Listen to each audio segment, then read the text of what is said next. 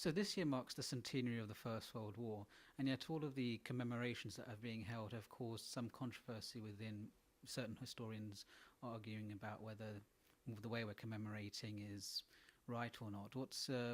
What has been the debate? What's the debate like within academia about the way the public is commemorating these events? Well, historians, of course, have been debating the origins and nature of the First World War ever since it took place. It's in the last 25 years that academic historians have revised our understanding of the war to appreciate that it was essentially a popular war in which everyone took part. We see it's interesting because obviously the popular conception of the First World War at this minute in time is that it was a futile loss of life, and that it's what Michael Gove, I believe, called a Blackadder view of history. How reflective is this of the historical consensus at this minute in time? All wars are futile in that they do involve loss of life. We're seeing that today, but this war is no exception.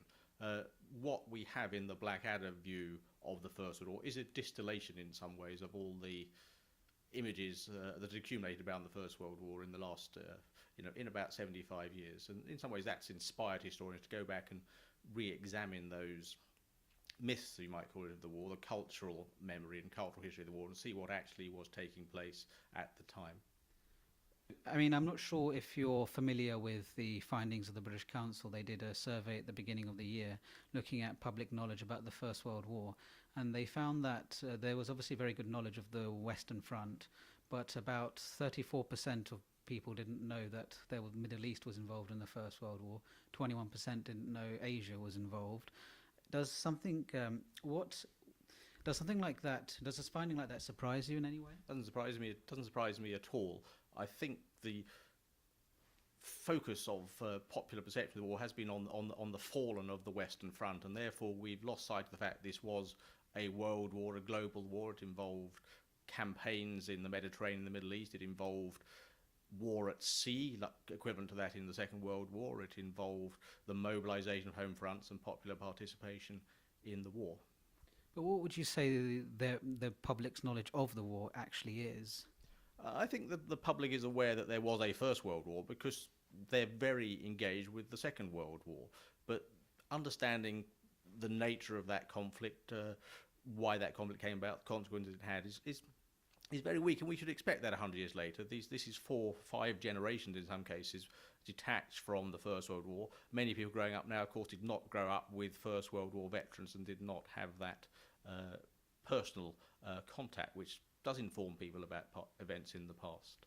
But why do you think, I mean, one of the very interesting things about the First World War is the fact that we are having these massive commemorations, but why do you think the First World War is still with us? Why is it still within our memory? Because we do not commemorate other wars in this way. We don't have, I doubt very many people know much about the Boer War or have that many commemorations. So what is it about this war?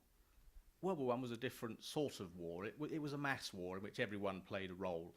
Many men, of course, put on military uniforms, joined a citizen army in this country for the first time, went and fought. But the women they left behind, the men who left behind in the factories, also had a role in the war.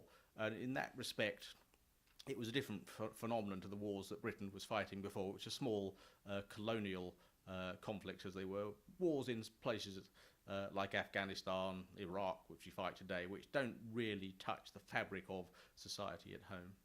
But do you think, because one of the things that I noted when I was growing up and would study history at school, is that I don't feel that when it came to studying things like the First World War or even the Second World War, it was often treated almost in isolation. It was never viewed in relation to the colonial wars. Do you feel that there is now a better or less understanding of the colonial aspects of it?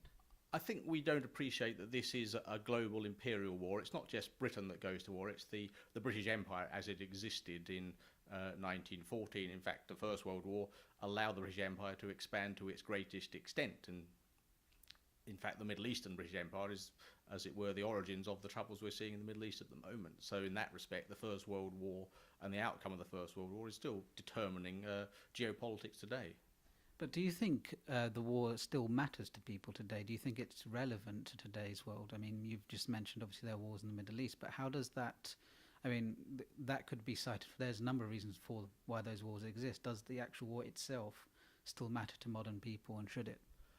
It's hard to say whether the actual events of 1914-18 make any difference to people. What matters is that their ancestors were part of that war. This is how people engaged with the First World War, by tracing their grandfather's war experience. Only when they've understood what their forebears did in the conflict do they get an interest in the wider conflict, what it was about, how it was fought, what its consequences were. But what kind of responsibility do you see the academia having to play when it comes to raising public knowledge on things? I mean, there's always a relationship between, for example, you put on the TV, there will be certain historians who come from an academic background who are on TV informing, but what's the responsibilities do you think historians and academics have towards the public in relation to this? Oh, I think historians' role essentially is to inform, but also to clarify, to develop proper understanding of the war, to actually show people that what they think they know about the First World War might be a rather narrow perspective, might be a myth, might be based on false assumptions made essentially by the people who lived through the war and couldn't see the war in great perspective. We dwell on the Poets' War. One small group of individuals left a cultural perspective of the war.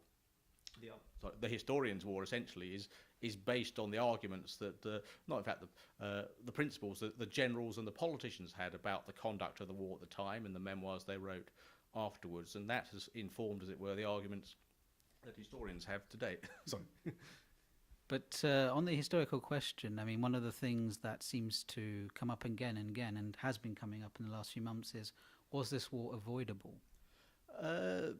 Well, yes, all wars are avoidable. The issue really is, why did the war break out in 1914 in these circumstances? The societies of early 20th century Europe were warlike, and they had the potential to go to war over something at some time. Europe was not actually peaceful before 1914 and suddenly became warlike. There'd been wars in the Balkans in 1912 and 1913. There'd been a steady series of small wars in the 19th century. There'd been colonial wars. But because one of the charges against the revisionist historian movement is that they tend to present the what-if version of history, which, and many have argued, it could have been avoided. But then there's obviously the other view, which is, of course, it did happen, and it's wrong to question what happens if it didn't happen, because that's not the job of a historian. But then there's also the argument, well, it was inevitable. There's almost a fatalism in some historical writings that, well, this was always going to happen when you analyse the tensions of the time. I think you're quite right. What if this war hadn't happened? What event might have sparked a similar war a year or two later?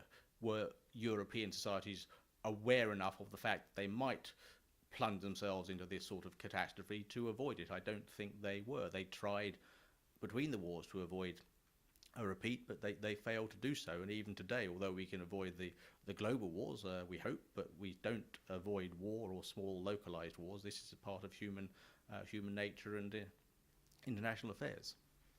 On the question of historians and the public, do you feel, I mean, obviously you've said that there's a very clear role for historians in relation to public knowledge, but do you feel historians are meeting the challenges they're meant to in relation to the public? Do you feel it's being done? For example, if we looked at a few months ago, they had Neil Ferguson on Channel 4, I think, or was it BBC or Channel 4, one of the two, where he was presenting the argument against going to war and the fact it was inevitable. And then you had Max Hastings presenting the other argument. I think what representations like that suggest is actually the history is not fixed. History does change down the generations, and the academic engagement with the First World War over the last 25 years has been very different from what you might call the more journalistic engagement of the previous 25 years. And before that, it was the memoirs of those who fought. So we do see history being rewritten every generation. And I think the role of historians during the centenaries is to present the current consensus, even though there'll never be a fixed history of the First World War. It is a large, contentious, significant event that history is changing as we find out more about it. We don't actually really know a great deal about the First World War yet. Do we really have an accurate understanding, though, of what the politicians who were making the decisions back in 1914 understood were about to happen? Because one of the things when you look through the First World War, and particularly when it was about to break out, you have people like Winston Churchill talking about their excitement that the war is coming, but that also suggests a certain how cut off they were, or a certain naivety, or at least that's how it looks. Do you feel, though, based on what you've researched at the time, that they really did understand what was about to happen?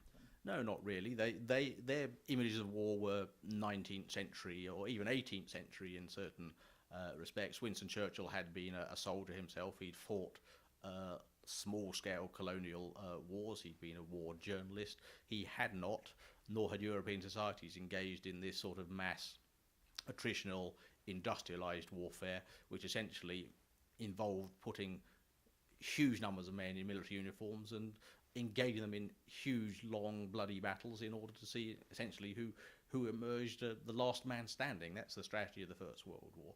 It's harsh to put it that way, but essentially that's what happens when you mobilize mass armies and commit them to a struggle over deeply felt issues, which we must see World War One in that perspective, in the same way that we see World War Two. It was a war that the societies believed had to be fought and were committed to seeing through to victory, one way or another. What do you think is the biggest misconception about the First World War? This idea that it was futile. It certainly was not futile to those who were fighting it. We always view it now through the lens of World War Two, and that suggests that World War One did not achieve anything because of the consequences of World War Two. In fact, what World War One did, I wouldn't call it an achievement. What it did was it changed geopolitics from the 19th century structures, but nothing concrete was put in their place. And in some ways, we've been fighting the legacy conflicts of World War One throughout the 20th and now into the 21st century.